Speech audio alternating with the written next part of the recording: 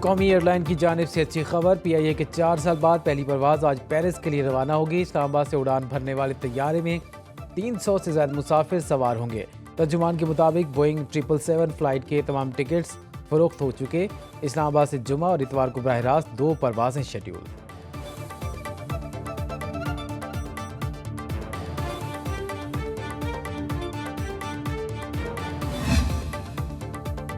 मुल्क के मैदानी इलाके शदीद धुंध की लपेट में आ गए। हद निगाह इंतहाई कम होने पर लाहौर इस्लामाबाद मोटरवे M2 और लाहौर सियालकोट मोटरवे M11 को बंद कर दिया गया।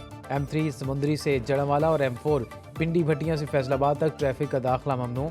दीगर शहरों पर भी ट्रैफिक की रवानी शदीद मुतासिर। लाहौर एयरपोर्ट पर परवाजों की आमदोरफ्त भी ताखीर का शिकार।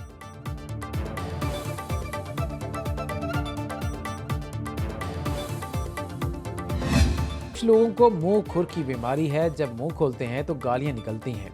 जानवरों के साथ बीमार सियासी जमातों का भी अच्छा इलाज करेंगे। वज़ीर आला पंजाब मरीम नवाज का पाकपतन में लाइव स्टॉक कार्ड की इजरा की तकरीब से खिताब।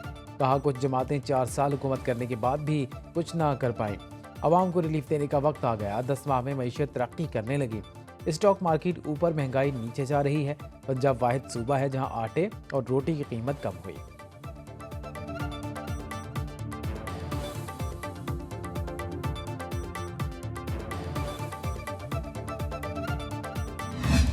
स्पीकर अय्याज सादिक वापस आ गए। अब मुज़ाकराती कमेटी की बानी PTI से मुलाकात हो जाएगी। बानी तहरीक इंसाफ से इनफरादी मुलाकातों की इजाज़त दी जा रही है। वज़ीर आला खैबर पख्तूनख्वा अलीमीन कंडापुर कहते हैं आबादी बढ़ गई लेकिन सूबों की तादाद नहीं बढ़ाई जा रही। छोटे यूनिट बनाकर 90% मसाइल हल हो सकते हैं। यहाँ लोग अपनी बादशाहत कायम करने के लिए काम कर रहे हैं। वज़ीर आला का पेशावर में नर्सिंग और मेडिकल कॉलेज कायम करने का ऐलान। खैबर पख्तूनख्वा में पाकिस्तान के पहले ऑनलाइन मेडिसिन ऑर्डरिंग पोर्टल का इजरा कर दिया गया।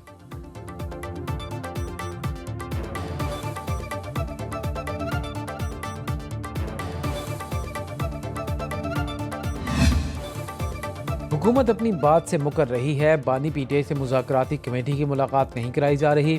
अपोजिशन लीडर कौमी असम्बली उमर अयूब कहते हैं हुकूमत वाकई इख्तियार रखती है तो बानी चेयरमैन से मुलाकात कराए।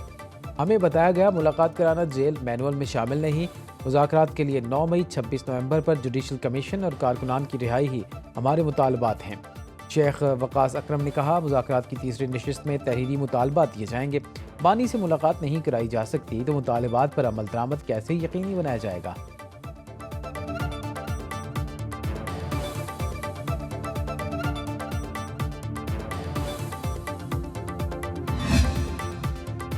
नौ मई जलाओ घेराव केस में शाह महमूद कुरैशी पर फर्द जुर्म लग गई। डॉक्टर यास्मीन राशिद, सनम जावेद और दीगर को भी चार्जशीट पढ़कर सुनाई गई। तमाम मुलजिमों का सेहत जुर्म से इनकार। इंसदादी दहशतगर्दी अदालत लाहौर की कोट लखपत जेल में समाअत।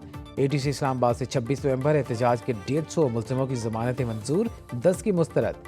इस्लामाबाद में दफ़ा 144 की खिलाफ वर्जी केस में शोएब शाहीन, अली बुखारी, आमिर मुगल, अय्याज अमीर और दीगर के वारंट गिरफ्तारी जारी।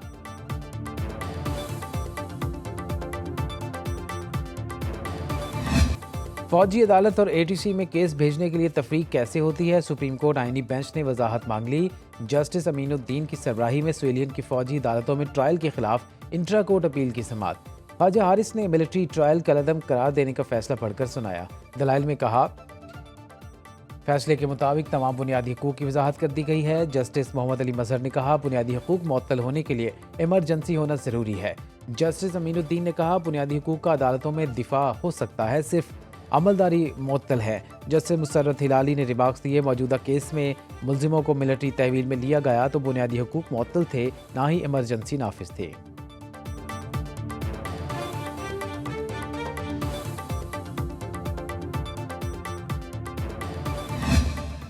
सुप्रीम कोर्ट में भारतीय जासूस कुलभूषण यादव का तज़किरा। जस्टिस मोहम्मद अली मजहर ने पूछा क्या मुल्क दुश्मन जासूस का केस फौजी अदालत में चल सकता है।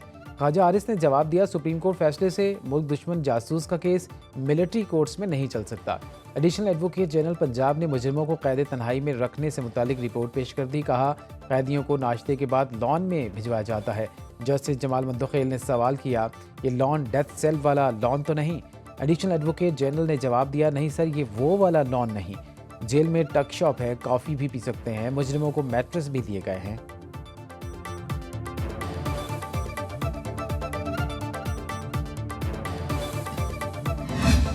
जापान से ऊ की सदा इस्लामाबाद से होती हुई पेशावर तक पहुंच गई।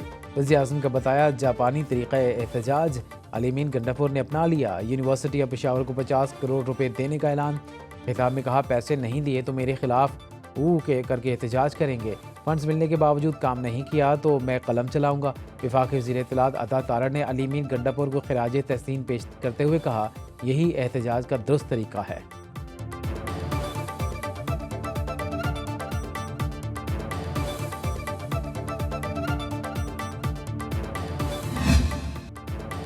बिजली की कीमत 10 से 12 रुपये फ़ी यूनिट कम कर सकते हैं। वज़ीर तवानाई वैस लगारी की कौमी असम्बली कायमा कमेटी इजलास में गुफ्तगू। कहा, IMF से कैप्टो पावर प्लांट्स पर बातचीत कर रहे हैं।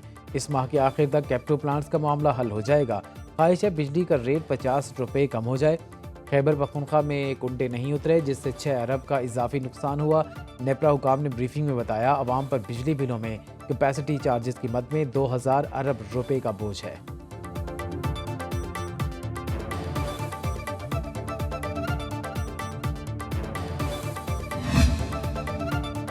जमात इस्लामी का बिजली सस्ती न होने पर 17 जनवरी को मुल्की एहतजाज का ऐलान। हाफिज नईमुर रहमान कहते हैं, मुल्की मौशी हालात बद से बदतर होते चले जा रहे हैं। हुक्मरान ये नहीं बताते रोज़मर्रा की अशिया की कीमतों में कितनी कमी हुई।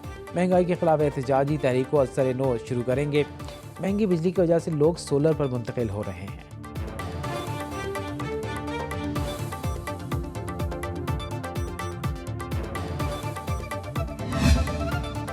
JUI ने सूबों में मदारिस की रजिस्ट्रेशन बिल का मसवदा तैयार कर लिया। एक्ट सूबा सोसाइटी रजिस्ट्रेशन तरमीमी एक्ट 2025 कहलाएगा।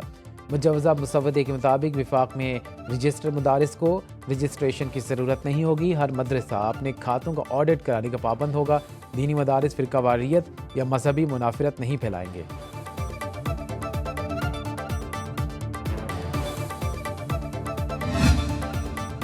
सिंध हुकूमत का शार फैसल कराची में डबल डेकर बसें चलाने का ऐलान। सीनियर वजीर सिंध शर्जील मेमन कहते हैं, डबल डेकर बसें इसी साल ला रहे हैं।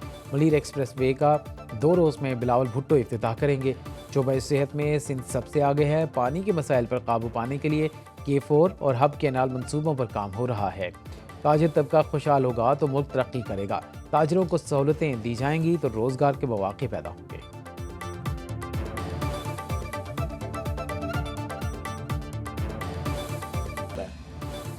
पाकिस्तान स्टॉक मार्केट में इस्लामी सकूक बॉन्ड्स की नीलामी। हुकूमत ने हिस्से बाजार में 138 अरब रुपए कर्ज उठा लिया। बॉन्ड्स की नीलामी का हदफ 250 अरब रुपए रखा गया। 50 अरब रुपए के 1, 3, 5 और 10 साल के इस्लामी सकूक बॉन्ड्स फिक्स रेंटल रेट पर फरोख्त। वज़ारत ख़जाना ने 88 अरब रुपए के इस्लामी बॉन्ड्स मुख्तलिफ शरह सूद पर नीलाम किए। हुकूमत स्टॉक मार्केट से अब तक 1200 अरब रुपए कर्ज ले चुकी। एक हफ्ते में ज़र मुबादला ज़खायर 3 करोड़ 10 लाख डॉलर कम हो गए। मजमूई हज्म 16 अरब 37 करोड़ डॉलर रह गया।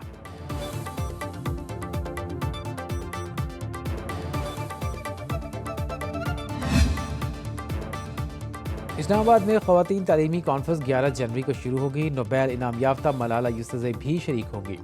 वज़ीर तालीम खालिद मकबूल सिद्दीकी कहते हैं, कॉन्फ्रेंस में 47 मुल्कों के 150 मंतूबीन आएंगे। चारों सूबों के वज़राए आला और वज़राए तालीम भी शरीक होंगे। तालीम और रोज़गार के मामले में अभी हम बहुत पीछे हैं। ख़वातीन की तालीम का मकसद बेहतर घर, बेहतर नस्ल और बेहतर मुस्तकबिल है। तालीम में करप्शन काबिल मज़म्मत और काबिल मुरम्मत है।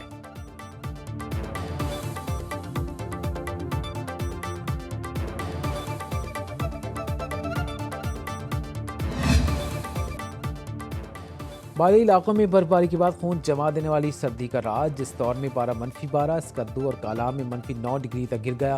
कराची में सर्द हवाओं के डेरे। कम से कम दर्जा हरारत 8 डिग्री सेंटीग्रेड रिकॉर्ड। महकमा मौसमियात की बलोचिस्तान और सिंध के मुख्तलिफ इलाकों में बादल बरसने की पेशगोई।